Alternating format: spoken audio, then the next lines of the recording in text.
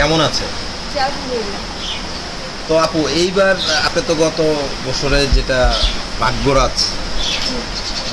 পালন করলেন, আসলে এই যে ভাগ্যরাজটা নিয়ে আমরা একটু 1 মিনিট আপনার সাথে কথা বলতে চাই। ভাগ্যরাজ তো অনেক কষ্ট করে আপনি লালন পালন করেছেন, তো এই বিক্রি করার টাইমে আপনার কষ্টটা কেমন হয়েছে? আসলে গরু লালন পালন করা হয়তো অনেক কষ্টই হয়, তাই না? বিক্রি করলে আনন্দ লাগে একটাই, যে কুরবানির যে কাজ এটা দিতে পারলে নিজেদের মনটা শান্তি লাগে আর কি। কিন্তু সব জিনিস তো আসলে টাকা পয়সায় হয় না, ওদের প্রতি তো মায়ের ভালোবাসা তো থেকেই যায়। এটা তো ভিন্ন জিনিস, এটা তো আসলে একটা মানে মনের ভালোবাসার একটা কথা। আচ্ছা আপু, গরু লালন পালন করা আর সন্তান লালন পালন করা নাকি একই? আচ্ছা, আপনি তো কোনো সন্তানের মা হয়েছেন এই পর্যন্ত? কয়জন ছেলে মেয়ে আপনার? আমার বেবি একজন। একজন। মেয়ে না ছেলে? মেয়ে। মেয়ে। বয়স কত? ওর বয়স এই যে 12 মাস রানিং। 12 মাস রানিং। আচ্ছা, আপনি তো মনে করেন এখন বর্তমানে একজন সন্তান লালন পালন করছেন, তো এর আগের থেকে তো আপনি গরু লালন পালন করছেন। আসলে এখন আপনার কাছে কোন জিনিসটা সবচেয়ে বেশি প্রিয় লাগছে? আসলে এক এক জিনিসের সাবজেক্টই তো আলাদা, সন্তানের ভালোবাসা আলাদা, গরু লালন পালন করার ভালোবাসা আলাদা, কারণ ওদের প্রতি সবসময় নজর রাখা লাগে, কারণ ওরা তো মুখ খুলে কিছু বলতে পারে না। আচ্ছা, একজন সন্তানের প্রতিও তো মায়ের সবসময় নজর থাকে, কখন কি লাগে, কিন্তু গরু লালন পালনেও তো ঠিক একই। কিন্তু সন্তানে তো বলতে পারে যে মা আমার ক্ষুধা লাগছে, গরু তো বলতে পারে না। আচ্ছা, তাহলে গরুর ভাষাটা আপনি কিভাবে বোঝেন? গরুর ভাষা বুঝতে হয়, কারণ একটা গরু কখন ক্ষুধা লাগে, কখন সে গরম লাগে, তাই না? এগুলো সব বোঝা লাগে, এটা হলো আসলে আলাদা একটা মন মানসিকতার ব্যাপার। আচ্ছা, কিভাবে বুঝেন একটু যদি ধারণা দিতেন। আসলে যেমন আমার এর আগে রাজাবাবু বা ভাগ্যরাজ যে কথা বলি না কেন, ওরা যখন ছিল তখন ওদের ক্ষুধা লাগতো, তখন কিন্তু আমাদের ঘরের দিকে তাকায় থাকতো, এবং যখন আমরা ঘরে যাইতাম থাকতো। আর আমাদের যে বোন, গ্রামের যে বন্ধু হচ্ছে, যখন এই বোনেরাও আসতো আমাদের বাজারে তো আবার দুধের বাজার, দুধ বিক্রি করে গাভী আসতেন, তো যখন আসে আমাদের বাড়িতে যদি উঠতো, ওই দিক দিয়ে যদি যাইতো, তাইলে কিন্তু জিব্বা দিয়ে কিন্তু হাত মানে জিব্বা বাড়াই দিত যে কি আনছে, কারণ আমরা খাবার দাবার ওরকম মুখে ধরে খাওয়াই। তার মানে কোনো খাবার আনলে জিব্বা দিয়ে? হ্যাঁ, মানে জিব্বা বাড়াই দিত, জিব্বা দিয়ে বাড়াই যদি না দেয় তাহলে দেখা যেত মাঝে মধ্যে কাপড়ই প্যাঁচ দিত জিব্বা দিয়ে, মানে তাই না ধরতো আর কি, মানে এরকম থাকতো। তো মানে আসলে এটা আসলে একটা ভালো লাগার একটা বিষয়, এরকমভাবে বোঝা যায় যে এখন পালতে একটা অভিজ্ঞতার ব্যাপার আছে, যে কখন আমার গরু ক্ষুধা লাগছে, কখন আমার গরু গরম লাগছে, এগুলো তো বোঝা লাগে না। আচ্ছা, আপু এই যে আমরা এর আগের কোরবানিতে যেটা দেখলাম সোশ্যাল মিডিয়ায়, আপনার ভাগ্যরাজ যখন বিক্রি করা হয়েছে, আপনি নিজে থেকে নাকি মানে? হ্যাঁ, আমি জবাই করেছিলাম না, জবাইয়ের টাইমে আমি ছিলাম না, কারণ আসলে ওই টাইমে থাকলে অনেকটা কষ্ট লাগতো, তো এই জন্য ওই টাইমে আমি ছিলাম না আসলে। অনেক মিডিয়ায় আমরা শুনেছি যে আপনি নিজে থেকে জবাই? না, নিজে থেকে বলতে আমাদের মানে চাঁদ রাতে বিক্রি হয়েছিল গরুটা, আমরা পৌঁছায় দিয়ে আসছিলাম। ঈদের দিন। হ্যাঁ, ঈদের দিন নিতে গেলাম। ঈদের দিন আমরা পৌঁছে দিয়ে আসছিলাম বলতে তখন আইসা পড়ছিলাম না, ওইদিকে ছিলাম, কারণ তখন তো ওটাকে কন্ট্রোল করার মতো কেউ ছিল না। তো আচ্ছা, তো এই যে আপনি যখন গরুটা কাটা হয়েছে, মাংসগুলো ভাগ করা হয়েছে, এগুলো তো সব প্রোগ্রামে আপনি দেখছেন না? কিছুই তো আপনি দেখেছেন, কারণ এখন তো যুগটা হচ্ছে একদম নেটের যুগ, হাতের নাগালে সব কিছু দেখানো। তো তখন আপনার কাছে কেমন লেগেছে? আসলে যখন কুরবানি নিয়ে আমি জানি মানে বলা বলি হয়েছে তো ওই টাইমে অমুক দিন কুরবানি দেওয়া হবে আর কি, তো তখন আমি ছিলাম না, আমি আইসা পড়ছিলাম। আমার বাবা ছিল, বাকি থেকে আমরা ফোন দিয়ে বলে দিলাম যে আব্বা যেন ওই জায়গায় না থাকে, কারণ মানে এতদিন এত লালন পালন করে 2 বছর কষ্ট করে লালন পালন করার পরে যদি সেটা মানে নিজের চোখে আসলে দেখা সম্ভব না, তো আব্বাকেও এক গাড়ি দিয়ে অন্য এক জায়গায় নিয়ে যাওয়া হয়েছিল, ও ছিল না ওই জায়গায়, কারণ কষ্টটা আসলে সহ্য করতে পারবে না, ওই জন্য ওই জায়গায় ছিল না, আমিও এসে পড়ছিলাম। কিন্তু যখন কুরবানি দেওয়া হয় মেবি তখন আমাকে কিন্তু আমার যে আপু খালাতুল মিসবা, এই আপুটা কিন্তু আমাকে ফোন দিছিল, মানে হাজ হিসাবে মানে মেয়ে, তাই না, যে আমাকে আসলে মেয়ে দায় দিছে, সেই বাবার মেয়েটা আমার বোন আর কি। তো সেই আমাকে আসলে ফোন দিছিল যে আপু আসলে আমরা এখন আমরা কুরবানি কাজটা শেষ করলাম। আসলে তখন শুনে আসলে তখন অনেকটা কষ্ট লাগছিল, আচ্ছা, তো খারাপ আমরা লাগে অনেক। আমরা সেটা তো যদি ভাই যতটুকু ছোট একটা মুরগি পালন করুক না কেন বা যে কিছুই পুষুক না কেন, আদর ভালোবাসা দিয়ে যেটাই পুষুক না কেন, আসলে ভালোবাসা এমনই হয়।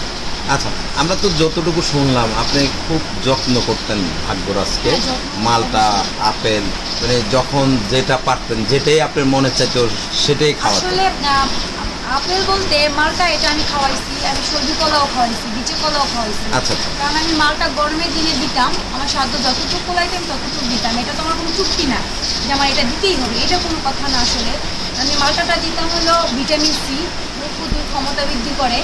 আর এবং ঠান্ডা লাগলে অনেক সময় দেখা যায় যে মালটাটা খাওয়াইলে শরীরটা ভালো থাকে এবং ক্লান্ত দূর হয় আর কি।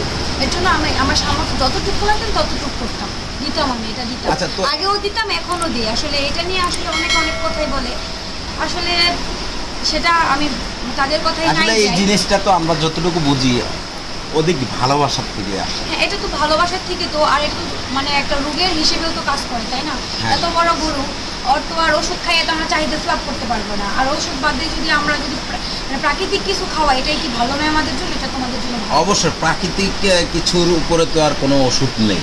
সেটাই। আচ্ছা, তো আপু এই বছরে আপনি মানে দর্শকদেরকে কি উপহার দিচ্ছেন? এই বছর আমি 3টা নিয়ে আসতেছি গরু। 3টা। আচ্ছা, সবচেয়ে বেস্ট কোনটা?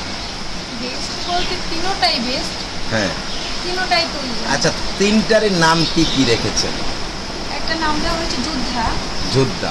হ্যাঁ, আরেকটা দিচ্ছে যুবরাজ, একটা হচ্ছে সিংহরাজ। আচ্ছা, তো আমরা কি আপনার 3টা গরু ইনশাল্লাহ আমাদের দর্শকের উদ্দেশ্যে দেখাতে পারবো তো? জি, ইনশাল্লাহ। আচ্ছা, তো আপু এই যে গরু লালন পালন করে যে মনে করেন আপনার যেহেতু সংসার আছে, এখন সংসার তো আছে, জি, অবশ্যই। তো আমাদের ভাইয়া যে আপনার হাজবেন্ড কোনো ধরনের কোনো কমপ্লেন আছে কিনা তার? না না, তার এটার প্রতি কোনো ইয়া নেই। আচ্ছা, আমরা যদিও আপনার পার্সোনাল কথা জিজ্ঞাসা না করেও পারলাম না, কিছু মনে করবেন না, ভাইয়া আসলে কি করে? ভাইয়া ওনার জব করতেছে জব করছে। কি জব করে? হসপিটালে। আচ্ছা, তো এই যে আপনি গরু লালন পালন করেন, ভাইয়াকে সময় দেন কখন? এর মাঝে দেওয়া হয়, আসলে তো সব কিছুটার স্বভাব মানে এইভাবে হয় না, একটা করলে আরেকটাই করতে হয়। মানে আমাদের যদি মানে মনের যদি একটা মিল থাকে তাহলে কিন্তু হয়, সবই সম্ভব, তাই না? বোঝা লাগবে আমার ব্যাপারটাও, সে বুঝে হলে আসলে এ পর্যন্ত করতে পারতেছি, এটা হলো আসলে অন্যরকম। আচ্ছা আপু, তো এই যে আপনার শ্বশুর শাশুড়ি আছে, জি, আলহামদুলিল্লাহ আছে।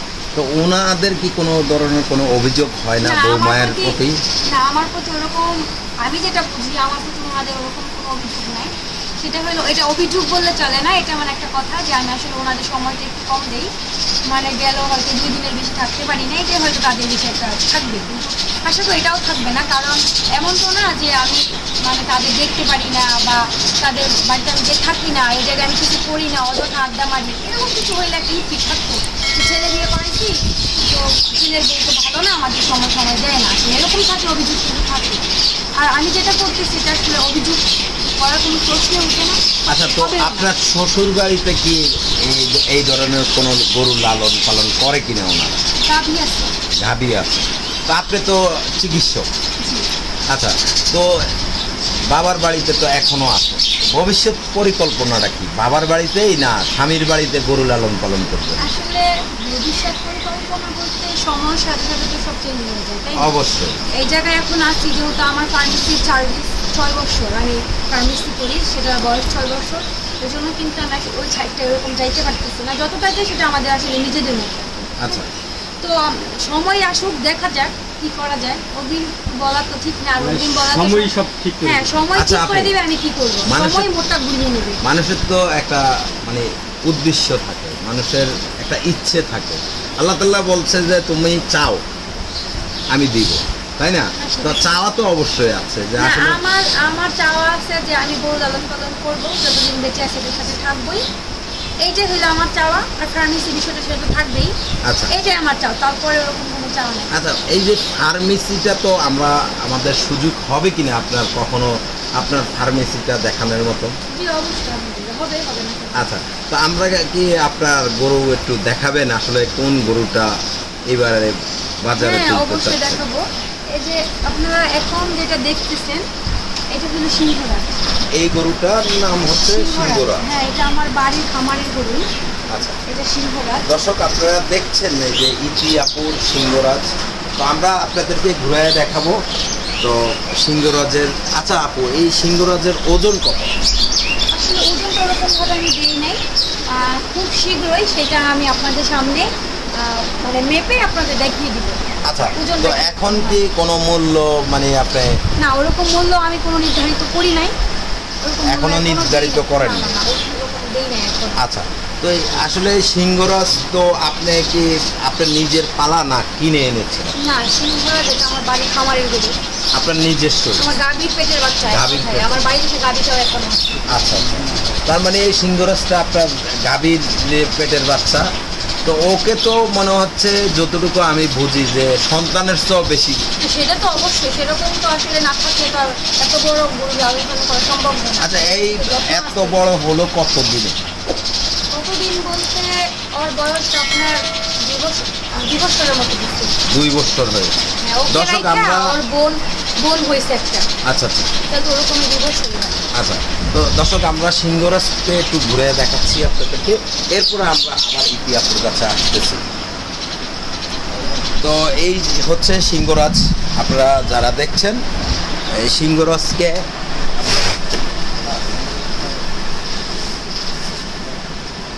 এই হচ্ছে সিংহরাজ।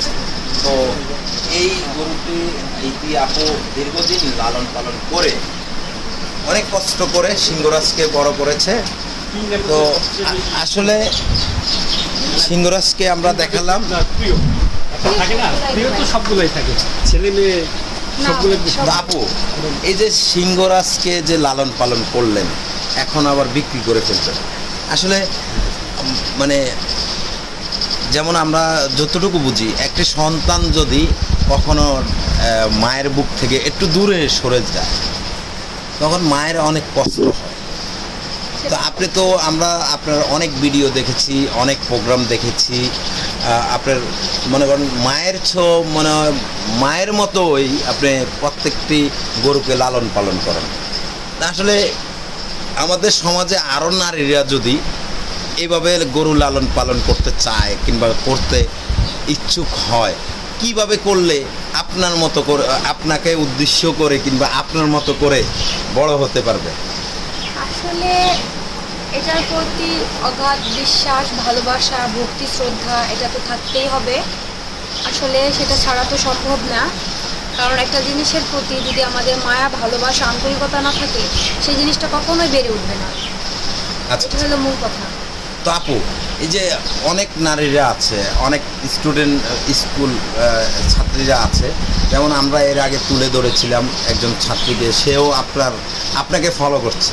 আসলে এই যে আপনার যে একটা গুণাগুণ, আপনার যে একটা সুনাম অর্জন করেছেন, এটার পিছনে আসলে আপনাকে কে সহযোগিতা করেছে এই যে আজকে 1 পা 2 পা করে এই পর্যন্ত আসার? আসলে এখানে তো মানে মনের আমার অটুট বিশ্বাস ছিল যে আমি কিছু করতে পারবো, এটা তো ছিলই। তার পিছনে আছে আমার মা বাবা, এনারা তো আসলে সর্বক্ষণই আছে। কারণ একটা গাছের উপরে, ধরেন একটা মানুষের উপরে যদি একটা গাছের ছায়া না থাকে তাহলে কিন্তু সেটা কিন্তু কখনোই, একটা গাছে যদি পাতা বেশি থাকে আমরা কিন্তু সেই গাছের নিচে গিয়ে কিন্তু বসবো গরমে ক্লান্তি দূর করার জন্য, তাই না? তেমন হলো বাবা মা হলো এরকম একটা বট গাছের মতো, সবসময় সন্তানদের ছায়া দেয়। ঠিক আমার বাবা মা ঠিক সেম। তার মানে বাবা মায়ের সহযোগিতায় আজকে সারা বিশ্বে ইতিকে সবাই চিনতেছে। এবং কি আমরা যতটুকু জানি বুঝি, সোশ্যাল মিডিয়ায় আপনি এখন আলোচিত, অনেক আলোচিত। তা আসলে এইটা কি আপনি কখনোই মানে কল্পনা করেছেন আপনাকে সারা বিশ্বের মানুষ আপনার সুনাম করবে কিংবা আপনাকে দেখবে?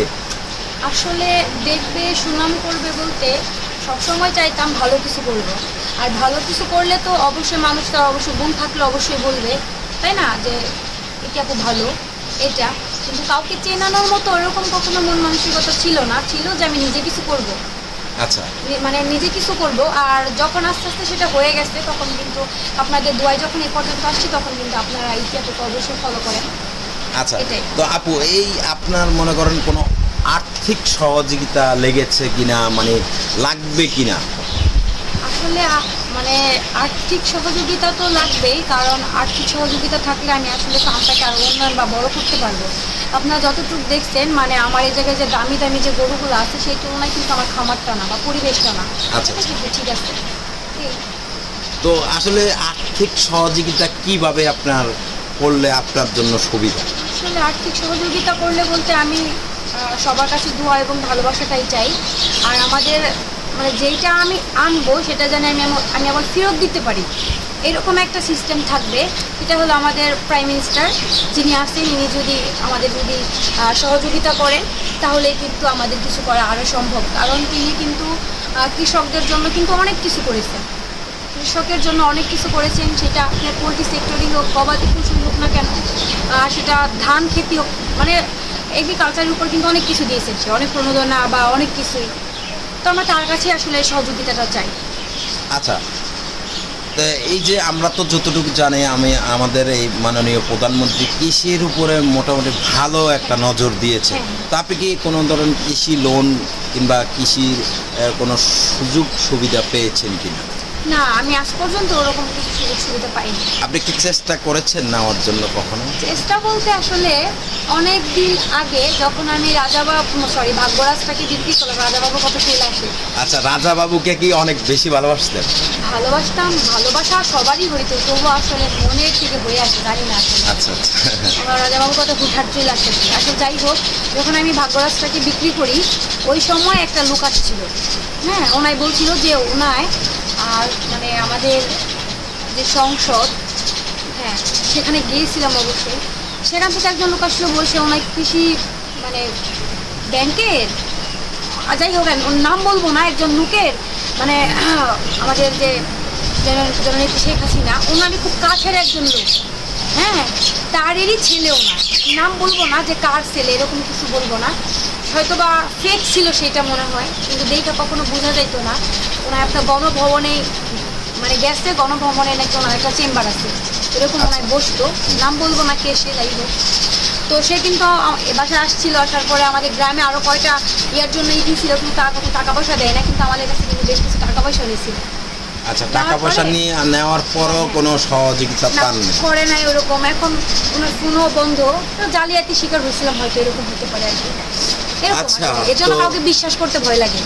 আচ্ছা, তো আপু এই যে আমার একটি প্রশ্ন, আপনার প্রত্যেকটা গরুর শুরুতে রাজা থাকে, আসলে এটার মূল রহস্যটা কি?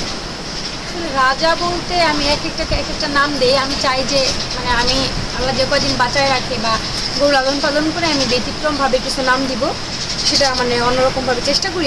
মানে আমি নিজে কিছু চেষ্টা করি অন্য কিছু। আচ্ছা। আর আমি যে কয়টা নামকরণ করেছি হয়তো বা আপনারা কিন্তু মানে 2 পিস শুনেন নাই হয়তো বা কোথাও, আমার যেটা মনে হয়, আমি যেটা শুনি নাই। আপনারা চারদিকে যান, বিভিন্ন খামারে যান, আপনাদের জানাশোনার কথা, তো আমি শুনি নাই। আমি চাই যে আমি যে নামটা দিব সেটা নাম 1% দিব। আচ্ছা, তার মানে আপনি চাচ্ছেন আপনি নাম্বার 1, আপনি তো এখনই তো নাম্বার 1। নাম্বার 1 বলতে নামের দিক দিয়ে আমি চাই যে মানে নাম আমি যেটা দিব আসলে সেটা এক পিসই থাকবে। হ্যাঁ, আমরা তো দেখছি যে আসলে 1 পিজি থাকে, তার মানে আপনি সবসময় সব কিছুতে নাম্বার 1 থাকতে চান।